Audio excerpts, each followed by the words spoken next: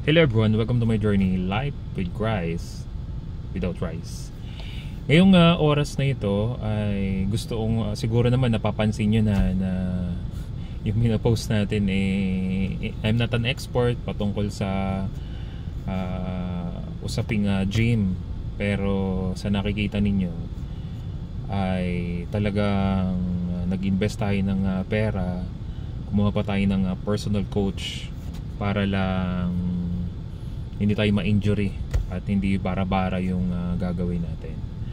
At na-encourage lang ako talaga na mag-gym, which is ayoko talaga, more on running lang talaga ako, sapagkat pakinggan yung mabuti sapagkat may napanood akong video, isang carnivore na doktor, hindi ko na i-mention yung kanilang pangalan, at isang carnivore na doktor din. So sa kanilang pag-uusap, medyo natawa itong isang carnivore doctor sapagkat hindi niya talaga nakikita yung sarili niya na maglilift ng weight.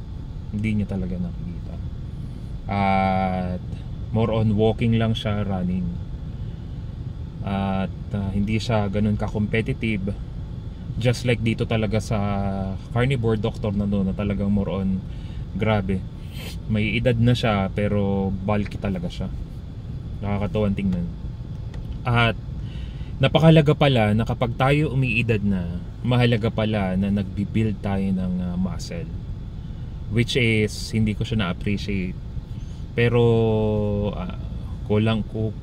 konting kembot na lang, by January 2026 39 years of age na ako. Tama po yung nakinig po ninyo, konti na lang, magka-40 na tayo, 40s. At ayoko naman na patpatin pa rin itong aking braso, 'di ba? Na lawlaw na parang suso na bagsak, 'di ba? Pero napakahalaga na makapag-build tayo ng muscle. Ang hirap naman na pagtanda natin, isang dulas lang, 'di ba? Bali na yung buto mo, ang rupok-rupok na, 'di ba? At wala man lang tayong strength training na gagawin.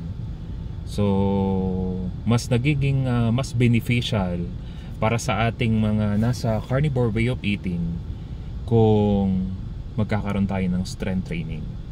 So ako na po mismo, I myself, I encourage each and everyone, lalo higit sa ating mga kabaka na nasa loob ng ating community. Welcome po sa mga bagong pasok.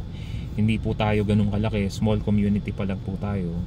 Pero honest to goodness, napakarami na po nating natulungan. At napakadami ng malalang sakit na natulungan. Pero nakita ko na mas magiging beneficial para sa ating lahat ang carnivore way of eating kung isasama natin ang strength training. Slowly, pilitin lang natin na makapag-lift tayo ng weights. At basta tuloy-tuloy, tama yung proseso na ginagawa mo.